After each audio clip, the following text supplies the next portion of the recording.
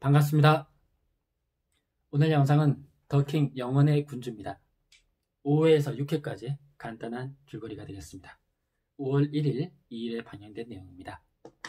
구독, 좋아요, 제겐 사랑입니다. 네, 이번에는 한 7가지 정도 간단히 요약할 수 있겠습니다. 먼저 첫 번째, 정태열이요. 정태열이 제국으로 가서 조영, 노상구, 명승하, 그리고 구서령까지 만납니다. 자, 조영을 만났을 때 재밌는 장면이 많았습니다. 한 3가지 정도가 있는데, 먼저 그 총을 보면서 태열이 그러죠. 그 총 진짜예요? 잠깐 좀 만져볼 수 있어요? 이군이 총 한번 건네주라고 하니까 건네받고서는 갑자기 이군을 향해서 총을 겨눕니다. 진짜 총이라면 공포심을 느끼는가 알아보려고 했던 것 같은데, 그때 후다닥 하면서 조용히 바로 온몸으로 이군 앞에 몸으로 막아서는 장면, 멋있었습니다. 그리고 지문을 찍으려고 유리컵을 좀 건네면서 잡으라고 할 때 태열이 자기도 형사잖아요.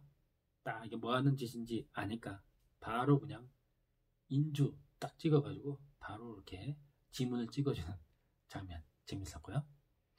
그러니까 이제 조영은 태열이 평행세계에서 온 존재고, 예전에 봤던 그 신분증 속에 정태열 경위라는 거를 알게 된 거죠. 그러면서 묻습니다. 아니 도대체 폐하께 무슨 짓을 한 거야? 폐하 어깨의 상처는 도대체 어떻게 한 거야? 네가 한 거야? 뭐 이렇게 말하는 장면이 있었습니다. 그래서 태율도 이곤의 어깨에 상처가 있다는 것을 전해 듣게 되는 거죠. 자, 노상궁 만났을 때 노상궁은 가장 먼 방으로 이 숙소를 정해줍니다. 그러면서 그러죠. 설명할 수 없는 존재라는 것은 혼란만 가져올 겁니다. 이 세계에 대해서 궁금증 갖지 말고 머물지도 말라. 뭐 이렇게 하는 장면이 있었습니다.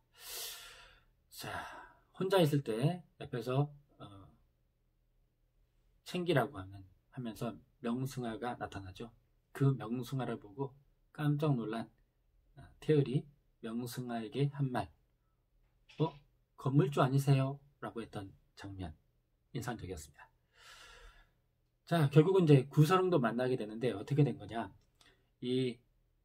이곤이 밖에 행사를 해야 되니까 태열을 황실 근위대 복장을 입혀가지고 밖으로 같이 따라다니게 합니다. 그러다가 이곤이 조용에게 명령을 하죠. 정태열에게 자유시간을 주라. 그리고 월찍이서 호위하라. 이렇게 한 겁니다. 자, 그래서 자유시간을 갖게 된 정태열이 한 행동이 뭐냐? 조용에게 제국의 돈을 빌려서 서울로 기차를 타고 CTX인가는 기차를 타고 올라갑니다. 올라간 이유는 민국에서 일찍 돌아가신 자기 어머니 안봉이가 혹시 평행세계인 제국에는 살아있을까 해서 찾아보려고 서울까지 올라온 것이었어요. 또 그때 인상적인 장면이 있죠. 깡패들이 이 정태열을 보면서 쟤 루나 아니야? 잡아! 이렇게 하는 거를 조용히 막은 장면이 있었습니다. 그러니까 똑같이 생긴 제국의 인물이 루나라는 인물이 있다는 거, 조영까지도 알게 된 그런 거였습니다. 자, 그런데 이제 찾지 못하고 이제 부산으로 내려가야 되는데 돈이 다 떨어진 거예요. 그래서 어쩔 수 없이 황실에다가 전화를 계속 겁니다. 근데 바로 안 바꿔주겠죠. 17번이나 막 전화를 걸고 이름이 뭡니까? 그러니까 다이애나비입니다. 그렇게 하니까 결국은 황실에서 이곤 쪽으로 연락을 한 겁니다. 이곤에게 17번이나 다이애나비라고 하는 사람이 전화가 와서 어쩌고저쩌고 하니까 위치가 서울입니다 하니까 헬기를 타고 있던 이곤이 바로 방향을 돌려서 서울로 갑니다. 자, 황제인 이곤이 갑자기 방향을 바꿔서 이곤의 헬기가 서울에 내렸다라는 소식을 보고를 받은 구서령이 그쪽으로 찾아온 거죠. 그렇게 해서 이렇게 세 명이 만나게 된 겁니다. 자, 그러면서 이제 구서령이 그러죠. 정태율한테 그러죠. 대한제국 총리 구서령입니다. 반갑습니다. 뭐 이렇게 말하니까 정태율이 반갑습니다. 팬입니다. 이렇게 말합니다. 그 전에 검색을 했는데 황제의 폰을 가지고 이렇게 정태율이 검색을 했는데 검색어가 재밌는 검색어들이 많았습니다. 뭐냐면 이곤의 구여친 그러니까 그러면서 또 구서령 몸매 뭐 이런 거 검색하고요. 금친왕 1인 이것도 검색하고요. 뭐 그런 장면이 있어서 이곤이 웃었던 그런 장면이 생각나네요. 아무튼 그렇게 이제 인사를 나누는데 이름이 어떻게 되시나요? 이렇게 물으니까 저는 여행자일 뿐이고 곧 돌아갈 겁니다 하면서 이름을 얼버무립니다. 둘이 다정한 모습으로 헬기를 타러 가는 뒷모습을 보고 구서령이 질투가 나는지 열이 받은 모양이에요. 자기 집으로 가서 양조를 원샷하는 장면도 보였습니다. 네, 두 번째 큰 사건. 이곤이 정태열에게 한 행동 중에 기습 키스, 그리고 손바닥 글씨, 그리고 신분증을 돌려줍니다. 자, 먼저 기습 키스 얘기를 해볼까요? 저 끝에 가장 먼 방을 배정해줬죠. 그런데 그 방에 이곤이 찾아갑니다. 맥주 들고 찾아갑니다. 자, 대화를 나누다가 정태열이 이곤에게 그러죠. 연애 한 번 안 해봤지? 그러니까 아닌데 해봤는데 이렇게 말합니다. 언제 처음 해봤는지 맞춰볼까? 지금 이렇게 말해버리는 겁니다. 그러니까 그 말을 듣고 이곤이 이렇게 가만히 있어야 한다 하면서 키스를 해버리는 거죠. 그러면서 하는 말이 내가 방금 증명한 게 내가 연애를 해봤다는 걸 증명한 걸까? 아니면 지금 연애 중이라는 걸 증명하는 걸까? 이렇게 말하는 입가 느낌 팍팍 나는 그런 멘트 였습니다. 자, 그리고 이번에는 이제 손바닥 글씨. 아까 말씀드린 대로 서울에서 이제는 황실이 있는 부산으로 헬기를 타고 내려가죠. 자, 그런데 그 헬기 맞은편에 조영하고 비서가 앉아 있으니까 마음대로 말하기 그렇잖아요. 그러니까 손을 펴봐라 해놓고 손가락으로 손바닥에 손글씨를 써주면서 서로 대화를 나눕니다.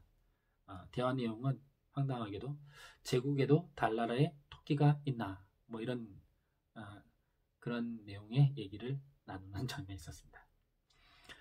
자, 세 번째 그 신분증을 돌려줬다고 그랬죠. 그동안 갖고 있던 신분증을 돌려주고 또 이 태열이 제국에서 씨앗을 사는 장면도 있었습니다. 자, 크게 세 번째 사건. 태열을 민국으로 돌려보낸 이곤은 제국에서 일본을 격퇴합니다.